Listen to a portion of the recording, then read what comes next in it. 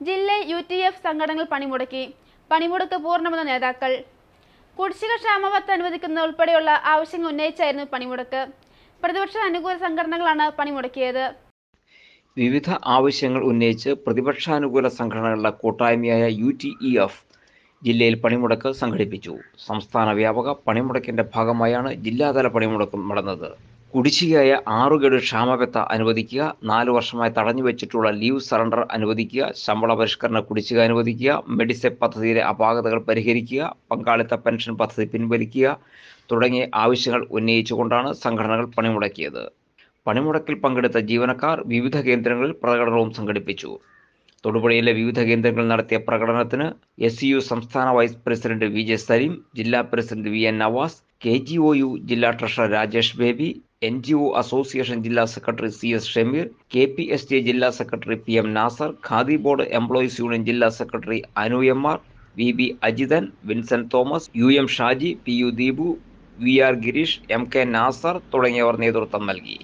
ആഗമനം ഐക്യജനാധിപത്യ മുന്നണിയിൽ വിശ്വാസമർപ്പിക്കുന്ന സർവീസ് സംഘടനാ ജീവനക്കാർ ഇന്ന് വ്യാപകമായി പണിമുടക്കുകയാണ്.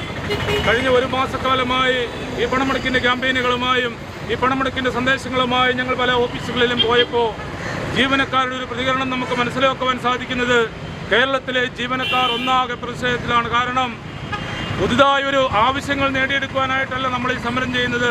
ഒരു ശമ്പള പരിഷ്കരണം നേടിയെടുക്കുവാനല്ല, അല്ലെങ്കിൽ മറ്റേതെങ്കിലും സാമ്പത്തികമായ ആനുകൂല്യങ്ങൾക്ക് വേണ്ടിയല്ല നമ്മൾ ഈ സമരരംഗത്തേക്ക് വരുന്നത്.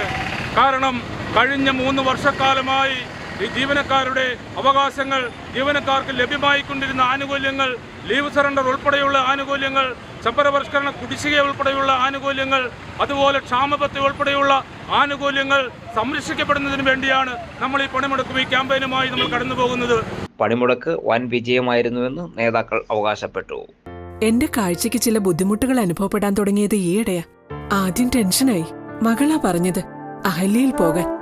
അഹല്യയ്ക്ക് 30 വർഷത്തെ പാരമ്പര്യവും വിശ്വസ്തതയുമുണ്ട്. അഹല്യയിലെ വിദഗ്ധരായ ഡോക്ടർമാരുടെ ചികിത്സ കൊണ്ട് എനിക്ക് എന്റെ കാഴ്ചശക്തി പൂർണ്ണമായും തിരിച്ചു കിട്ടി. ഇപ്പൊ എനിക്ക് ഈസിയായി വായിക്കാം. നേത്ര സംരക്ഷണത്തിന് നമ്മുടെ Ahalya. Ahalya foundation eye hospital, കേരളത്തിൽ എല്ലായിടത്തും.